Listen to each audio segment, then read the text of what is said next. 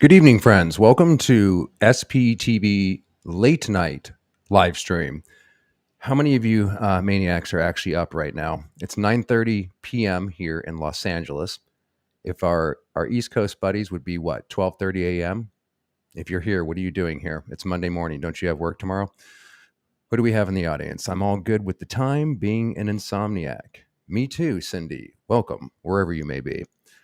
Hi, I'm NX and can't sleep tonight. Welcome, my friend. Me neither. Join the crowd. Jane, it's totally okay. This is not Scientology where we keep you hostage and you have to work 5 days straight with no time off. We're going to be talking about Julian Swartz, pedo, and daycare. I would like to sleep tonight, so we'll watch tomorrow. What a nightmare combination. Yeah, Jane. And you know what? Covering Scientology the last 2 weeks has been like covering true crime on steroids because there's so much. It's all really dark and disgusting, but we are dealing with Scientology. The truth, hopefully, is coming out into the light, not least with the Danny Masterson revelations. And Julian Swartz, who we're going to be talking about tonight, pertains to that. Rose, how you doing? And that's, oh, here we go, a New York City person. And my eyes may not be able to stay open. Again, you're not in the Sea Org. Please take some time off if you need to hit the sack. And one more before we get rolling here. Nikki, how you doing, my friend? Hi, everyone. 2 p.m. Monday in Brisbane, Australia. Welcome from your past. Right, Cindy? Okay, so who the hell's Julian Swartz? What's my personal experience with this maniac? How does it appertain to the Danny Masterson revelations that are coming out? And perhaps a bigger picture, which has yet to come out in Scientology. The reason he's back in the news, so I'm just going to tell you, like I said, I'm going to tell you why he's back in the news, who he is, my personal experience with him, and we're going to show the daycare incident. This is just one incident that he has covered up for pedophiles, and like I said, I think there's going to be more coming out, and I'm going to start putting at the beginning of these videos, I think, a trigger warning, so I don't have to keep saying that every video because it's almost all dark. So there's definitely a trigger warning with what we're going to be covering. We'll probably be here for a little less than an hour, so we won't keep you here forever. And I'll try to lighten it up and not make it so dark because it's just another disgusting part of Scientology. Leah Remini on her Substack, also a night owl, because not last night, but the night before, apparently she stayed up and she said, I usually wouldn't publish something late at night, but I have some important news to share. For 2 decades, Julian Swartz, a top Scientology ethics official, has played a pivotal role in covering up the crimes of Scientologists. This includes the sex crimes of Danny Masterson. By the way, he was one of the Scientology ethics officers that infamously told the Jane Does who reported it to Scientology, because they were all Scientologists. They went there first before eventually snapping the spell and seeking outside help by going to the police. He was the motherfucker that told these gals, we don't mention the word rape. More to say about him. But Julian's photo has never been published before. But now, for the first time, I'm publishing his photo in a piece I've co-authored with my friend, Yashir Ali. Links in the description box for both of their Substacks if you'd like more information. And they also do put out a lot of cutting-edge information exposing this. I'm sure they take a lot of heat for doing so. So please show them some support, man.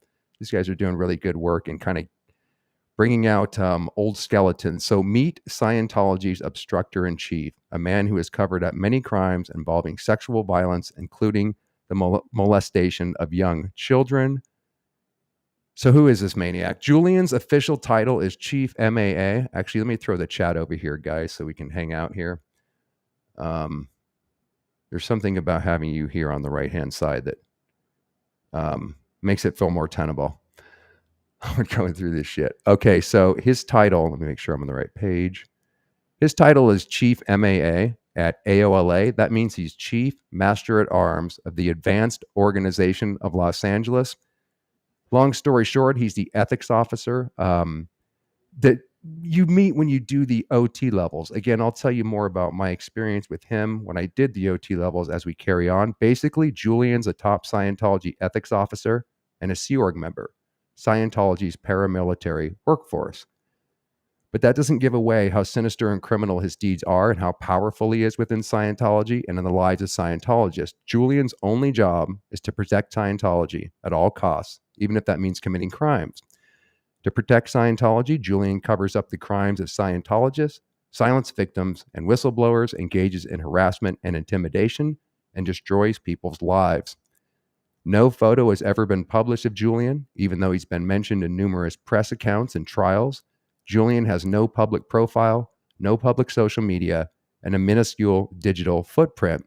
We found another photo of Julian using facial recognition. In this photo, he's photographed with Kirsten Catano Pedersen, a top official in Scientology's internal intelligence agency, also known as the Office of Special Affairs. Kirsten is also responsible for covering up the crimes of Scientologists to protect Scientology. Here's another very rare photo of them, and who knows who took it. An undated photo of Julian Swartz and Kirsten Catano Pedersen. If you took this photo, please contact us so we can give you credit. So, Julian's responsible for covering up a wide variety of sex crimes, from sexual assault to rape to molestation of children. When Danny Masterson was raping women in the early 2000s, Julian played a significant role in silencing victims and protecting Danny from law enforcement and prosecution. We mentioned that earlier. And the article that we're going to read today, after I show you a little bit of background about this guy, is this. When young children were being molested at a daycare owned and run by a Scientologist called Bridget's Daycare Center in Burbank, Julian ran an operation to silence Scientology parents and prevent them from cooperating with law. Okay, with law enforcement. So, where to start with this guy? Let me explain how this works. So, he's one of their top fixers or ethics officer, under the guise of an ethics officer. When I dealt with him, and when most people dealt with him, you would meet him. Okay, so the gals that went to Celebrity Center accusing Danny of rape, that is an organization that only goes up to the state of clear. That's where all the hip and trendy Scientologists, agents, actors, producers, and shit that are in the industry and that are also Scientologists. Celebrity Center is where we would all hang out at. And then if you advance up the bridge, which only maybe 5, at the most 10% actually do get to the confidential levels, then you go a few blocks away to an area known as Big Blue, where there's multiple buildings on a street called L. Ron Hubbard Way, and AOLA, where they deliver these confidential levels that Celebrity Center doesn't live, is on that block. And all of these buildings are painted in blue, hence the name Big Blue. So just to get over to kind of meet Julian, to do the ethics conditions that he puts you in to qualify for the OT levels is quite a step. So why would these gals who were Celebrity Center public, why would they be sent over to AO and have to deal with Julian? Because he is the major fixer. Normally you would deal with when these gals reported this, they had to report it to Susan Watson, who was the president at CC when one of these gals was raped. Remember Luke, I can't go into the whole story, but Luke Watson, as soon as one of the gals was raped and was complaining, Luke Watson, who is the son of the president, Susan Watson, said, you need to get your ass to CC and get this handled. They're waiting for you. Now, eventually she gets shipped over to Julian, which is very unusual unless you're in deep shit, because he only deals, to my understanding, but more is opening up as I'm understanding this case more. He only dealt with people in the advanced organizations. He was the one that would get all the dirt on you to then progress up to the levels.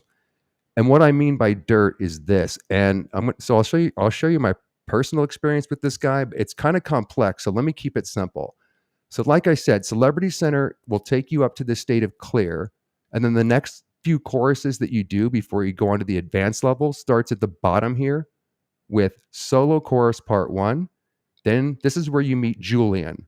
OT preparations and OT eligibility, right? So you do a course called Solo Course Part 1, where you learn how to use the e-meter by yourself. You go through OT preparations, explained shortly, Solo Auditor Course Part 2, and OT eligibility. Now, under the guise of helping you be honest and open, you want to tell all. And that's what this eligibility step is for. So while for months I was giving Julian blackmail material on me, let me just explain this. It took forever to get up to clear. They always promise you that it's smooth sailing and you can get onto the OT levels really quick, and it's all really fast, right? I spent months almost every day being harassed by Julian in the way of him digging for more and more and more crimes. It's basically to get enough blackmail material on you so that you won't spill the secrets on the OT levels. And if you leave and want to speak out, this is where they really nail you. So the higher up you go up the bridge, the more dirt they're going to have on you. And if you haven't had something called a security check by the time you get up to the OT levels, where you have to do one on the eligibility step, you will most certainly, by the time you qualify for these, they will have everything on you. Because I couldn't understand why the fuck Julian, when I'm telling all and giving him everything, he really wanted some. I'm not going to say too much, man, and I don't have too much dirt, and I'm sure the statute of limitations is gone. But let's just say it was very unusual why he wasn't letting me get on to OT1 already when it was fucking paid for. And he just kept day after day, month after month. Now you got to do this, Doug. Now you got to tell us this. Like I said, I don't want to go into detail, but trust me, this asshole gets everything on you. And I can only imagine what he did with the gals in the Danny Masterson case. So like I said, these are the levels that you deal with Julian, generally speaking, when you're trying to get onto their confidential levels. And I'll just play a little clip to explain that from the series, and then we'll go over the pedophile, just one of the cover-ups that Julian was involved with in his 20-year stint. Actually, before that, I really want to just drive home the point that this is not a one-off. So let me pull you out of the chat here and pull this up. If you go to the channel, we've already covered this in detail. You have to check out the interview by a guy named Chris Malin. If you scroll down here, got the series here, the SPTV News Live, where we're at now podcast. We did this amazing interview with a very brave man who was Scientology's UK top auditor named Chris Malin. And he talks all about not only having to audit a pedophile, but a man who was covering for a network of pedophiles. And he's very brave to come forward. And for almost 3 hours, he goes into all of that shit if you want more information. And on the cult clips, if you want to see a 10-minute version, Chris Malin reveals UK pedophile ring cover-up by Scientology. And what I'm going to show you now, if you want more information on the OT levels, to put what I'm going to show you in context and to know more about my experience with Julian, if you go to season 2 of the Raising a Secret Society series, this last episode here, more to come, I just have to film them. It's called Scientology Clear to Eternity, and it's season 2, episode 9. So let me play you a clip from that so you can get some idea of where Julian kicked in my life, and then we'll carry on. So anyways, we've got Solo Auditor Course 1 to recap, OT preparations to get your case in order, Solo Course Part 2, where I went into this locked room with my briefcase at the AOLA. They have to make sure you're checked out first before you can go home and do this shit. And then the next step was OT eligibility. Now, get a load of what this is. Now, like any secret society, you have to be invited onto their secret levels, and they have to have enough blackmail material on you and enough information where they're going to make sure you don't spill the fucking secrets. Here's what they say about OT eligibility from one of their own promo pieces. Before you route onto your OT levels, you will need to receive an OT eligibility check. As the data on the OT courses is entrusted only to a being who is clean, in ethics, and contributing to the expansion of Scientology, Ron laid out specific requirements which you must meet to receive your invitation to the advanced courses. These courses are by invitation only. The invitation to a course depends on several factors. 1, security of advanced course materials in the student's hands. 2, degree of participation the being has engaged in Scientology. 3, the general character of the being as a Scientologist based on its ethics record. And 4, the Scientology technical proficiency of the being, L. Ron Hubbard. Now, this is truly a bonding point with the cult, or a crossing over to the other side with no return, if you will, because by the time I finished this OT eligibility, which is an auditing action, a security check, and also possible ethics actions that you might have to do as a result, they had everything on me. They get you to tell every crime, every little past misdeed that you've ever done, and they write it all down in their folders. Now, you think you're doing this because you're trying to get clean spiritually, and you're always told that you have to be honest in Scientology to get case gain. And when you leave, however, that information is promptly retrieved from the dungeon, and all that information is used against you. Hence the bonding of the cult. This is also a main motivation why a lot of people don't leave the cult or speak out or whatever. Luckily, I didn't have too many skeletons in my closet, and I wouldn't give Scientology the pleasure of relisting everything that they already have in my folders. They can look it up themselves. But I didn't have too many skeletons in my closet, so they can't do a whole lot. But that does keep people in there because they get everything on you. And who's perfect? You know what I mean? Everybody probably has stuff. And they're absolutely vicious against using that against people. So I'm still Okay, so with that in mind, again, the aforementioned incident that I'm going to read through, trigger warning, it's absolutely disgusting, but we need to talk about this shit because it gives you insight on how they cover up and why the flying monkeys, the program Scientologists, the freaking parents, why they go along with it. I've said this a million times, once you believe that Hubbard created this miracle tech, and we've broken that down in massive detail. I know it looks stupid from the outside, but it's very, very slow. It's sensible tools for life at the beginning. And like boiling a frog in hot water, where you put the fucking frog in when the water's cold and you slowly turn it up.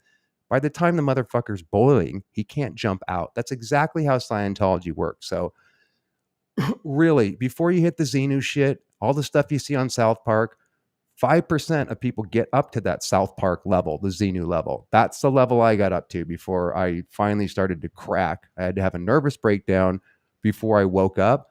But you're really not hit with that stuff. It's a very meticulous, like I said before, well-oiled brainwashing machine that happens so slowly, you often don't even recognize that it's happening. And also, your reality through the auditing is reframed. Your memories are changed. A really good example of that, if you haven't seen it, is to watch Reckless Ben's series, where you can actually see, again, I'll leave a link in the description box to everything we talk about here, how he actually gets his memories changed. He had an accident and he comes out 10 hours later and it actually alters. So even though it doesn't make sense why you would give up your kid, we talked about earlier about how one of the Jane Doe's mothers disconnected from her because she wanted to protect the church over her daughter. This can only happen with the reframing that happens, and your memories are altered in the auditing and through the courses over generally a long period of time. So they're not thinking, how can I be Dr. Evil? I really don't like my daughter. There's ways to get you to believe that this is your fucking eternity, that Hubbard owns it, and therefore you would almost do anything if you really believed in that. And this life is not all there is, and Hubbard holds the key. There's almost nothing you wouldn't do, including selling off your own daughter or disconnecting, or like my parents did, because they truly believe in Scientology that I'm bad for leaving, and they always leave the door open for me to come back and get a handling. I know it sounds twisted, but this is a slow process. I just wanted to get that across. So focusing on this, when young children were being molested at a daycare owned and run by a Scientologist called Bridget's Daycare in Burbank, Julian Swartz ran an operation to silence Scientology parents and prevent them from cooperating with law enforcement.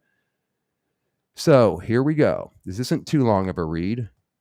I get tired of saying trigger warning, but this is very disturbing. But hopefully what I just explained, not to have sympathy for the people involved, but maybe you can make sense of what you're about to hear. This is Scientology's Daycare from Hell, the scandal the church managed to keep hidden until now. Some great artwork here too, by the way. Now, this is an article that was pulled from the archives in 2015, and it was written by Tony Ortega. Link in the description box for the full article. Illustrations are by Chad Estley. So here we go. Let me take a drink of water. Ellen was driving back from an outing in San Diego with her daughter when she got the call. Ellen is not her real name, but this account is exactly how she told it to us. It was Julian, an ethics officer at Scientology's org in Los Angeles. Julian was one of the young Master at Arms. Someone had asked earlier, is the Master at Arms a high position? Yeah, it's a high-ranking ethics officer. Julian was one of the young Master at Arms to enforce Scientology's myriad rules and regulations. If you heard from him, it usually meant you were in some kind of trouble, Ellen knew. I need to see you right away, he told her. No, tell me what it is now, Ellen answered.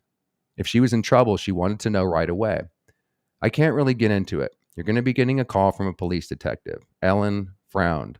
Why would a Scientology ethics officer be telling her that she'd be getting a call from the police? Why is a detective going to call? This also gives you an example of how they work with the police and stuff, which we're going to be getting more into, as mentioned in a previous video. As we carry on, you're probably also going to be getting a call from, Julian said, and then he named a woman we're going to refer to as daycare mom. Something happened there, Julian continued. Ellen could do the math. She looked at her daughter, who was just 7, and she seemed all right. Ellen tried not to show how much she wanted to scream. It had been 2 years since Ellen stopped sending her daughter to daycare mom's house, where she operated a business that catered to other Scientology families.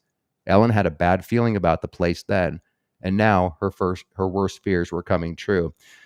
Quick note also, that reminds me of what Trinity's talked about a couple of times when we've done interviews about her leaving her daughter in this like dungeon and shit, and how creepy it was, and who the hell knows what was going on in there. Those are other interviews to check out that appertain to this with Trinity. After she got home, she dropped off her daughter and drove to the org. She went to Julian's office and asked him what was going on. Julian asked her to wait as he brought in daycare mom. He also brought in a Scientology chaplain and a man in a suit who was introduced as an attorney for the church. Daycare mom then began speaking. Quote, "My son was molesting the girls at the daycare for over a year. Your daughter was one of them. We're just coming clean about it." Jesus, could you imagine hearing that? Ellen sat stunned as daycare mom then went into a Scientology practice of giving time, place, form, and event, and methodically described what her son had done to each of the girls and how many times. Again, how is that even possible?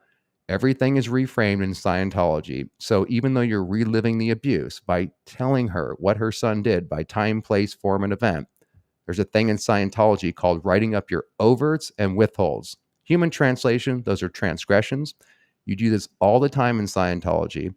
And in order to get it to as is, or to blow the charge, or to make it no longer affect your mind, according to L. Ron Hubbard, if you write down the exact time, place, form, event, and all the details of this event, the charge related to it, I don't know what else to use rather than these Scientology terms for this, the mental charge and trauma connected with that is supposed to blow and go away simply by doing time, place, form, and event, even though obviously it's a form of abuse under the guise of helping you. Ellen sat stunned as daycare mom then went into a Scientology practice of giving time, place, form, and event, and methodically described what her son had done to each of the girls. How many times? That was hard to hear, Ellen said. Julian then explained that daycare mom had revealed the crime during a security check. A sec check is a brutal interrogation that all Scientologists must go through from time to time. The subject of a sec check is asked to hold the sensors of an e-meter, a crude electronic device which simply measures tiny fluctuations in skin galvanism, but to Scientologists, the machine is a sophisticated tool which can detect if they're lying. Quick note, loosely translated, it's 2/3 of a lie detector. With their utter confidence in the e-meter's ability to tell when they're holding back information, Scientologists spill their guts under the tough questioning of ethics officers. Again, it doesn't feel like you're being interrogated, or at least I didn't, because no one would stand for that. It was about being honest so you can go up the bridge. If you're not honest, you can't get case gain. Carrying on. In this case, daycare mom had spent tens of thousands of dollars to go through something called OT eligibility in preparation for starting the vaunted operating Phaeton levels. So we discussed that earlier. This is where I met Julian. As Claire Headley explained to us during our survey of Scientology's choruses up the bridge, a member isn't allowed to start the OT levels, which themselves cost many thousands of dollars each, until passing OT preps and OT eligibility, which includes a security check. Scientologists can't begin these high-level choruses, Claire explained, without first going through an intense interrogation to find out if they have evil intentions. During her sec check, convinced she couldn't defeat the all-knowing e-meter, daycare mom had revealed the information she'd been holding back. That her teenage son was a predator, and for more than a year, he had molested the girls other parents dropped off at her house. Julian told Ellen that as soon as he heard about that confession, he told daycare mom that it was her responsibility to call the police. "I told her, you're either going to report the crime or I will," Julian claimed. But even though the crime had been reported, Ellen was told that the mothers were being asked to keep the matter within the church. Ellen was told that if daycare son were charged, he was then 17 and still a juvenile, he'd be subject to psychiatric treatment and medication. That's an absolute no-no, as you guys know, in Scientology, and this is what they're fearing and why they would rather handle it in-house. We're begging you not to press charges because they'll be subject to psych, that means psychiatric, evaluations. We want to avoid that, the attorney said to her. Here's an amazing picture by the previous artist that we mentioned, L. Ron Hubbard in the back, the intimidating Sea Org member, and the poor person getting this news about their kid being molested. Scientologists are taught to regard psychiatry and its medications with a white-hot hate. The thought of daycare's mom's son on psych drugs in custody was worse to these Scientologists than doing nothing about a young man who had molested their daughters. Quote, Julian was very clever in the way he did this. He did make sure it was reported to police, but then he turned it over to the chaplain, like it was a church situation. And it was clear that he was the one making sure none of us filed charges or filed lawsuits. This gives some insight, by the way, on how he covered up the Jane Doe, Danny Masterson case and tried to talk them out of it through many sneaky, similar moves. I told him there was no way in hell I was going to allow that. After that meeting, Ellen did hear from the police detective who called her last out of all the parents involved, of course, because she's the most threatening. Ellen's daughter had been at the daycare the least and hadn't been victimized as much as some of the others. The problem, the detective told her, was that none of the other parents wanted to press charges. Ellen called each of them, and they told her it was against Scientology rules to prosecute a fellow Scientologist. Exactly. Not without permission from the International Justice Chief, a man named Mike Ellis, who members almost never saw or heard from. The International Justice Chief, by the way, my friends, is a very mysterious post where nobody really knows who holds it. It's sort of the last place that you go to for quote-unquote justice. The mothers were concerned that if they pressed charges, they would lose their own OT levels. Again, my friends, once you believe in your eternity, that you don't want to give up. Anything is better than losing your ability to go free in this lifetime. What she means is that when the mothers, like daycare mom, also reach their OT eligibility in order to go into the high-level courses, they would also be interrogated. And if they had sued or prosecuted a fellow Scientologist, they'd lose the right to spend tens of thousands of dollars per level to reach the top of Scientology's spiritual attainment. Ellen was infuriated. She said they didn't need anyone's permission to press charges, but the other mothers didn't budge. Each of them and Ellen had been instructed by Julian how to talk to the police detective to convince him that daycare son should not be prosecuted. But Ellen didn't go along with it. She not only helped the detective with this investigation, she personally rounded up the 4 other mothers and took them to meet with the prosecutor at the district attorney's office. Quote, I actually got the other mothers to the DA's office and got the kids interviewed by the police detective using the doll. That's not referring to the Scientology doll that they use in their training routines, but this is how they get kids to show them what happened by using a doll. But the mothers decided to let the church handle it, she says. With the limited cooperation they received, the DA's office charged the young man with a crime that only resulted in a sentence of probation. Exactly what happened with Chris Malin when he reported his rapist that he had to sit there and listen to, all day and all night and write down time, place, form, and event. Again, see his interview if you'd like to see more evidence on how they do this. Quote, I at least wanted him on the sex offenders list, but we didn't even get that, Ellen says. Ellen was so disgusted with how the affair had been handled, she decided to leave Scientology after having grown up in a rather prominent church family. Once she did, of course, her parents, who remained in the church, cut off all contact with her as they followed the Scientology policy of disconnection. Ellen shared with us a lengthy document she wrote to her father, explaining her reasons for leaving Scientology. In the document, she tells her father that she not only had daycare son escaped the punishment he really deserved, but that Scientology's way of handling the matter had involved the young man spending time in the homes of his victims, doing a liability formula. Madness, right, my friends?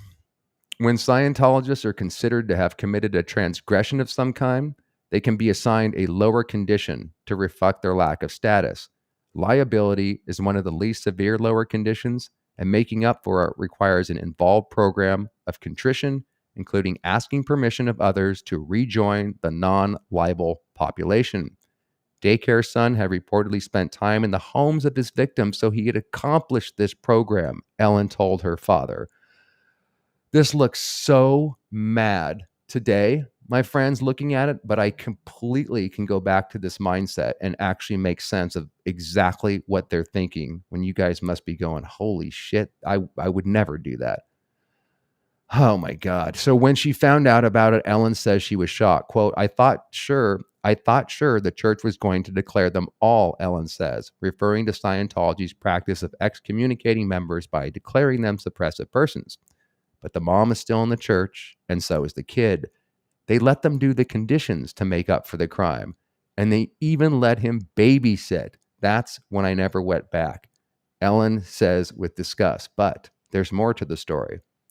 One of Ellen's friends had also recently left the church, and at one point, Ellen was asked by her friend why she left the organization. Stand by here 1 second, my friends, make sure everything's fine. Okay, the friend was livid after learning about the incident, saying that publicizing it could cause Scientology major pain and might even bring the church down. This is important. This is exactly why I would speculate they haven't thrown Danny Masterson under the bus, because Scientology's good name is in it. So they're going to fight this, I think, rather than throw Danny under the bus. And who knows, maybe Danny doesn't even have any, maybe he really can't cooperate. Maybe he doesn't have information that the police or justice system is begging him for. But then again, who knows? There is a grand jury investigation going on about Scientology's cover-up in the Masterson case. And I really will be interesting to see what the hell that's all about, because sooner or later, Scientology itself, in order to stop these crimes, they absolutely need to be brought on trial. I mean, if that day ever happens, it would be an absolute miracle, because they can dodge anything. Continuing on, the friend was livid after learning about the incident, saying that publicizing it could cause Scientology major pain and might even bring the church down. Exactly. Somebody asked earlier, by the way, my friends, what would bring the church down? Well, exposing this and the suicides made to look like, or the murders made to look like suicides, and the childhood abuse and the rapes. Why? Because rather than a lot of the stuff that the other whatever talk about, where's Shelley and all this stuff, not that it's not important, but what's going to bring the church down is the fucking criminal charges. If you can get them on covering up murders and molestation, this, in my opinion, is what's going to take them down. Not a lot of the other bullshit that's been pontificated about, just circling the drain. We need real, actual criminal indictments. So the friend was livid after learning about the incident, saying that publicizing it could cause Scientology major pain and might even bring the church down. Exactly. The friend knew a major Scientology celebrity who had been having some doubts and who became irate upon learning what happened at the daycare. The two of them got busy gathering information about the case. Each of them told Ellen that if she went public, they would pay for her to have an attorney and any other expenses she incurred. See, so there are good people that will actually help, but they often back out because they don't know they're dealing with Scientology. Stand by, drink water. The friend, meanwhile, has pressed reporters trying to get them to do this story. But the friend was told repeatedly that the detective wasn't talking about the case when he was called by reporters, and there were no court documents because the perpetrator had been a juvenile at the time. While Ellen was willing to talk, she didn't want to be named, and the other parents weren't interested in talking. Scientology wanted to keep it quiet and wanted it kept, as usual, in-house, and, of course, they were successful. Several years later, the friend and the Scientology celebrity are still fuming that the church was able to keep a lid on the incident, and that daycare mom and her son are still active members. Daycare son is now in his mid-20s. Be interesting to know who this guy is. Let's see a picture of him now that Julian's picture is coming out, so we can know who to hold accountable when and if Scientology itself and all those that aided and abetted in the cover-up can actually be held to account. When we called him last week, he told us he didn't know what we were talking about when we told him we were going to write a story about the daycare incident. We explained that we had no interest in naming him. Why not? and were more concerned with how the Church of Scientology had handled the matter, but he continued to say he didn't understand what we were referring to. We thanked him and ended the call. Ellen, meanwhile, says that despite the backing she received from the Scientology celebrity, she felt unsure about making the story well known. Quote, "It's a delicate thing," she told us. "My daughter is a teenager now, and she doesn't really remember it." She received another round of encouragement from her friend to do this story and then reluctantly agreed to talk about it. Quote, "Unfortunately, the story is all too typical. It is not by far the only instance of sexual abuse of children in Scientology that has not previously seen the light of day. Remember, this is back in 2015. I would say she's absolutely right about this, and I'm sure that there will be more trickling out," says former Scientology spokesman Mike Rinder, who would definitely know about this stuff, who knows Ellen well and is familiar with the underlying facts in the case. Quote, "When Julian played on the fear of psychiatry, this isn't always a factor in these cases, but there are two fears that are always overriding concerns. One, the terror of negative press and bad PR that such circumstances would generate, and two, the hatred and fear instilled into all Scientologists of woke justice." And I would say, Mr. Rinder, number three, that if you put out the real crimes that can actually really take down Scientology, that would be fear number three, that the church really doesn't want coming out. Quote, "The only reason these people are not declared is the fear the church has that it might somehow prompt the perpetrators to come clean and spill the beans about how it was covered up by the church." Exactly. Man, this is really, really key information. I hope you guys are taking this in like I am, because yes, this is it. After all, if there's any application of Scientology, quote, SP and disconnection tech that would ever be applicable, it of course would be for a child sex abuser. Scientology routinely offers up the example of an abusive spouse to justify application of SP/disconnection tech. The implied message is that even a moron would understand that you should disconnect from such a person and they should be made known to warn others. Yet, here we are, another example where the SP declare a disconnection policy should be used and it is ignored. Meanwhile, Scientology forced Ellen's parents to disconnect from her, of course, because the crime of no longer choosing to call yourself a Scientologist is so much worse than molesting children. Now, Tony says that Ellen updates us on a surprising new twist in the story tomorrow. So if there's interesting updates coming up tomorrow, I will probably report on that because I'm following this very closely, not least because Julian, Danny Masterson's crew, all these people that are surfacing in the public consciousness as well as coming back in my own mind. It is a beautiful day. It's been a beautiful last few weeks, man, to see this, just to see all this happening. You know what? I don't wish any harm on anybody, my friends. I really don't. I feel sorry for a lot of these people. Even Julian, man, who knows his backstory? He might have grown up in that as a child. I'm sure he did. I'm sure he's second generation. It's hard to know who to blame and who to be mad at. I mean, what about, what I have been prosecuted? I didn't do anything too bad, but what I have been prosecuted, most of these people are under mind control. There's only a handful of psychopaths, but there is something really amazing about not wishing harm on people. I don't want to see all these people in jail and suffer, except for Danny. He deserves it. But Julian tormented me, man. He's tormented many people. He walked around with this really cocky, arrogant, know best. He was much younger than me. He's super tall. And I got the impression that he got off on the control. When you offer a kid, a teenager, the kind of control that Julian had, I feel like he got off on it. And God damn it, it would really be nice if he and some of these other people, he tried to cover up the rapes and tell these gals, no, you weren't raped. We don't mention that word. It would be nice if at least these people have to stand before a court of law and answer whether or not they want to claim mind control or they got off on it. But one way or another, it is amazing to see these familiar faces that tormented me actually coming out in the public light.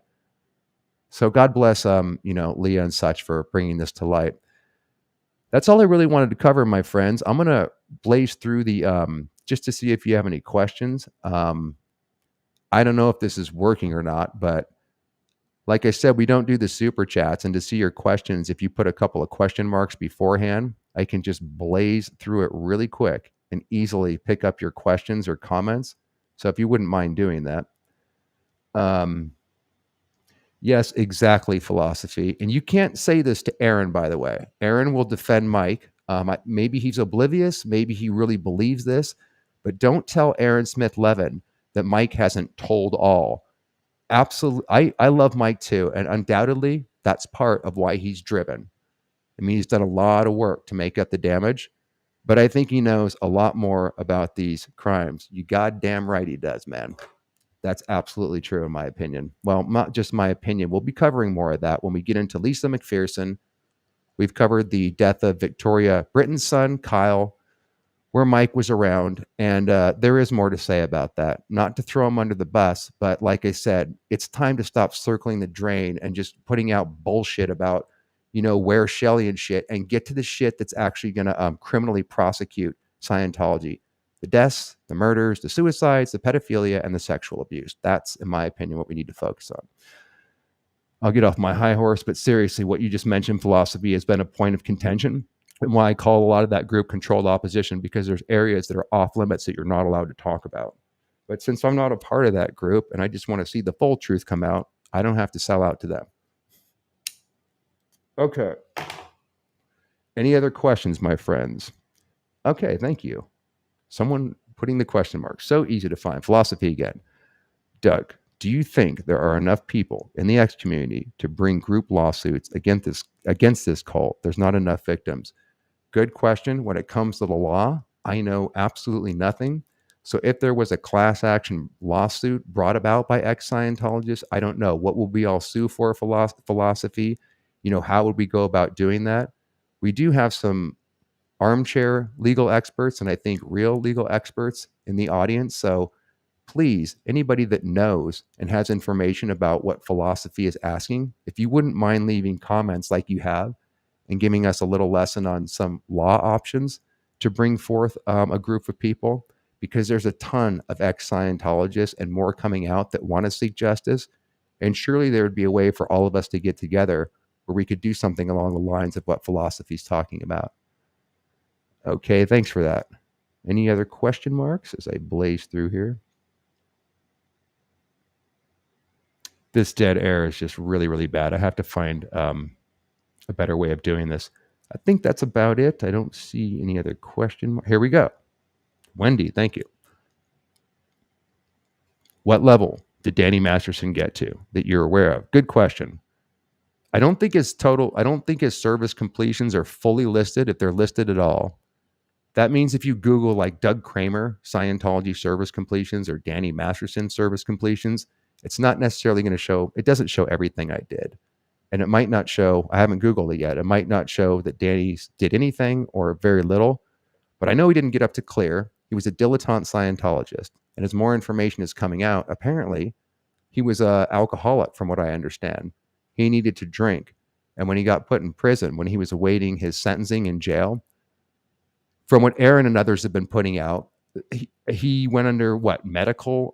He was in the medical part because he was going through the DTs and shit coming off of alcohol. That would have prevented him from going up the bridge. That helps to explain why. I mean, the dude had all this money, and I couldn't understand why he and a lot of his crew that he ran with weren't going up the bridge. I was trying to make it as an actor so I could make a bunch of money to go spiritually free on the bridge.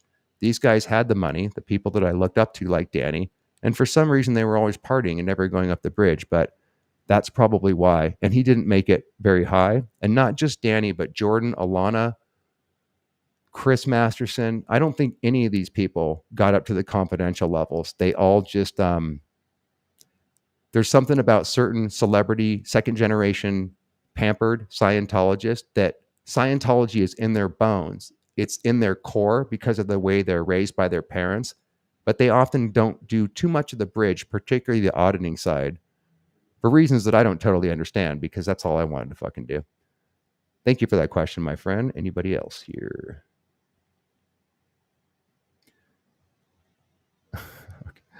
Okay, I think that's about, okay, here's another one. Thank you, Ruok. Sorry if I know I'm pronouncing that wrong. Rooks. I was always tested in my schooling. Why do those children not have the same? Tested in your schooling to see if there was anything funky going on, looking for signs of sexual abuse. Is that what you're talking about, Rooks? I'm not quite sure I understand that. Often some of these children don't go to normal schools. They go to something called Delphi. If you're a rich Scientologist and you have a kid, you would send them to Delphi, which is a Scientology school, which would help to cover this up and not have to go through the standard things that kids normally do. I'm not saying that's a situation with this daycare thing, but Scientology is a world within a world. They often try to set up businesses. If you're a Scientologist, you have businesses with other Scientologists. You might send your kid to a Scientology school, and all your friends around you, like an insulated bubble, becomes your world. I've said a million times, it's a world within a world. So often they can keep these protected by simply not having any contact with the normal school or the outside world where people could, talk about this stuff. We had Kelly Copter on last week, and she talked about, how she went to normal school, and she did talk with her, some of her principal or whatever was, concerned about her because she was losing weight and they could see that something was wrong with her. But Kelly was terrified, man, to tell too much. And they kind of didn't get everything, out of her because she's going to catch hell from Scientology and her family. If you haven't heard her interview, she isn't just an amazing person. And she did a really powerful interview a few days ago. Philosophy again. Thank you for the question marks. Laura and Serge have so much dirt on this cult. I want to see them get justice for all the abuse and stolen childhoods. Yeah. Lara, she's featured in the Over the Rainbow movie. Serge is just on fire. He's obviously very motivated to expose this particular part of the cult because of the way he grew up fucking groomed by this cult. And good on him, man. That guy's just pumping out videos like a machine and shining a spotlight on this crap left and right. It's a really, really important area too. Ciao. I will get back to you soon, my friend. I've just been tied up. I really want to talk to you about your Free Winds experience. Chow went to the Free Winds, didn't go to the Free Winds. She's not a Scientologist, but she sent me over these amazing pictures of her trip when she was on a ship, and it just happened to be right next to the Free Winds. I'd like to bring her on if she's willing, and I think she is, to share the photos. And people want to know about what the Free Winds is like, and I'd like to talk with her back and forth and share you the madness of the not ship of fools, but the ship of how the fuck do I get off of this thing? Because once you get there, it's almost impossible. Ciao. Doug, you taking care of yourself. Rocking that self-care so the shit doesn't tear you apart. Yeah, everybody's been saying that. I know I'm emotional in these videos. I am healthy. People tell me to stop smoking, and they're like, you need to get rid of that Scientology part of your programming. I like smoking. I accept it. If that's what you mean by the self-care, this is probably not going to go away until I don't have a problem with it, but people are more than happy to tell me the problem they have with me smoking. But in general, Chow, yeah, I am taking care of myself. Believe it or not, even though it's sometimes hard to talk about this, I wear my heart on my sleeve, and it's therapeutic to actually say this. I was trying to talk to people, Chow, like at my acting class. I would corner people at the grocery store, anybody to talk to about this experience. Because if I could get it out, if I could speak it, then it would heal. I'd write down my diaries and everything. Since getting on YouTube, not only have I found people that actually care and the support's unbelievable. Chow, I get healing despite looking like, it does affect me. I'm actually getting a lot of healing by doing this. And a huge part of that is comments like you just make, just showing up, actually listening. It's really amazing because I couldn't get anybody to actually give a shit. So thank you for that. I am doing fine, my friend.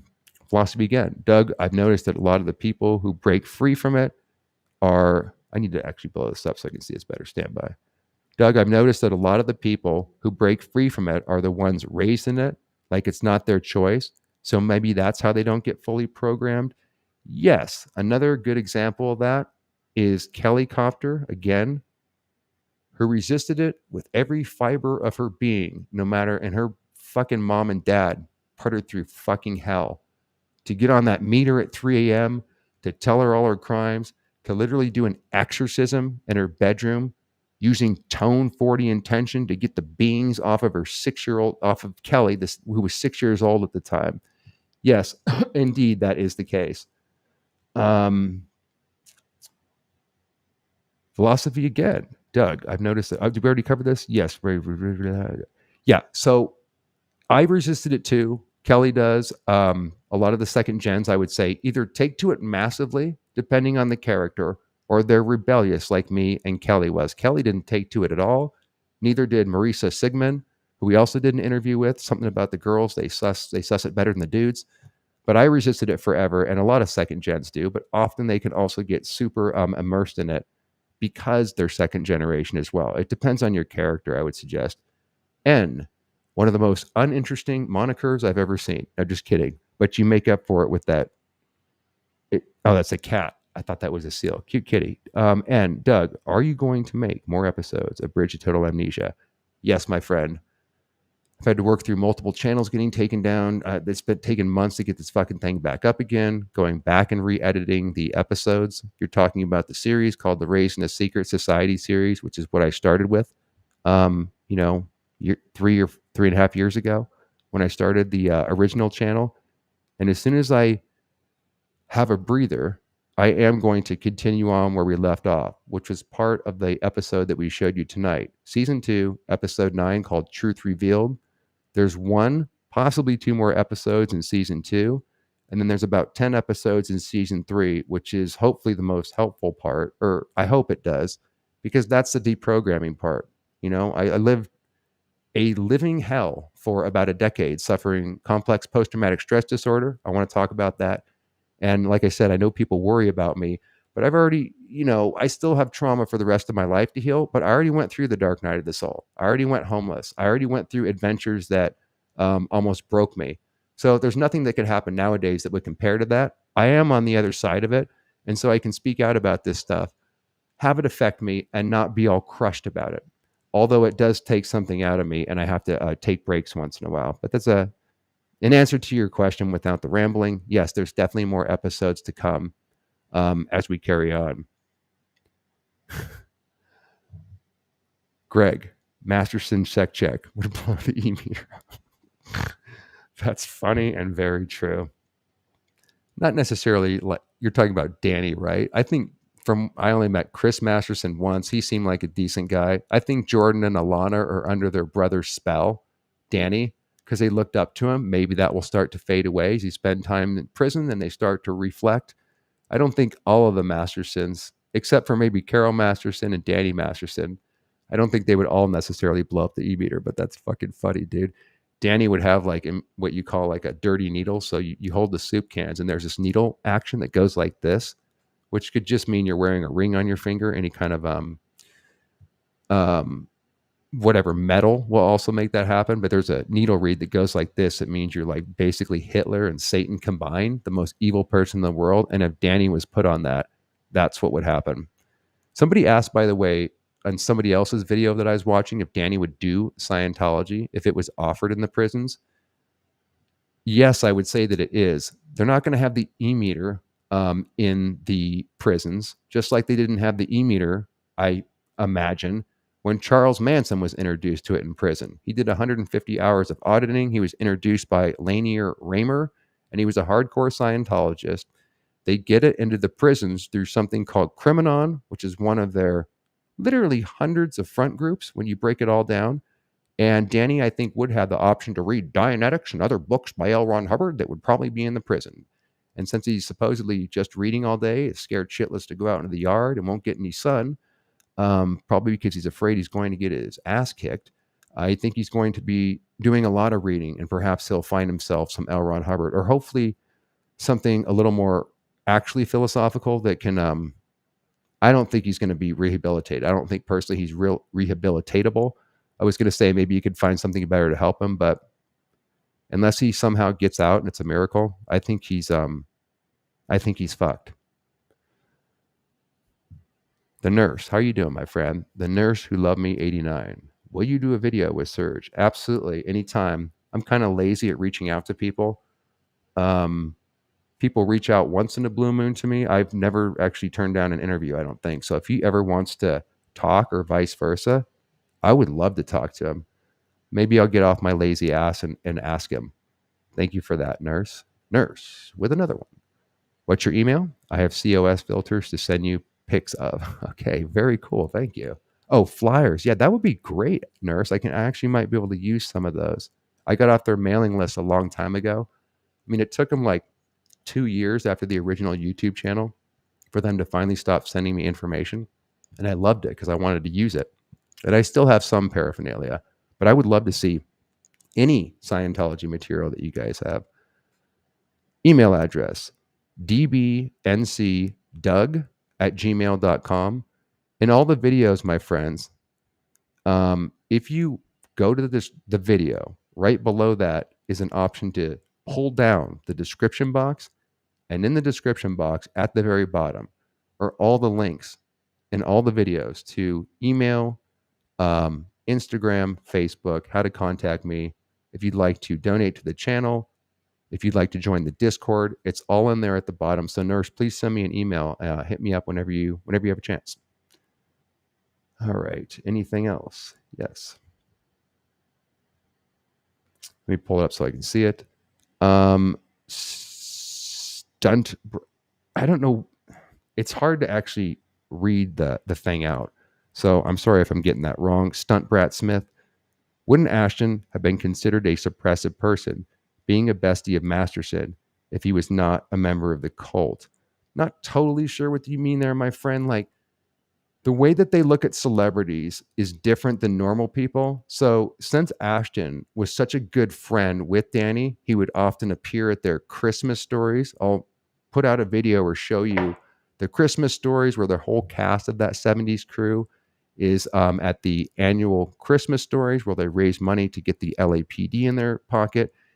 If him and other Scientologists or other actors that are not Scientologists but are famous like him, that are semi-co-opted by Danny and crew because they disseminate, they don't have to be Scientologists.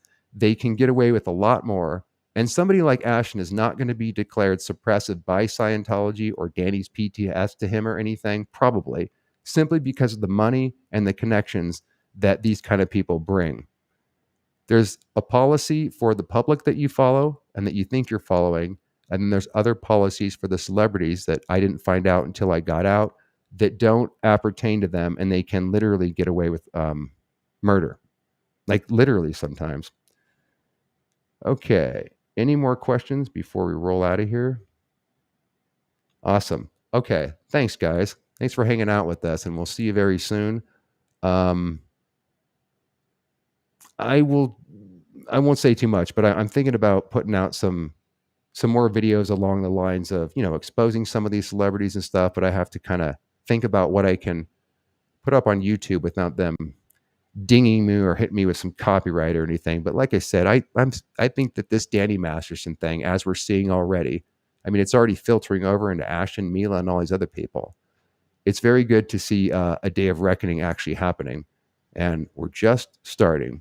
So have a good night, evening, or afternoon, wherever you're at. As usual, stay safe, stay sane, and most definitely fucking stay cult free.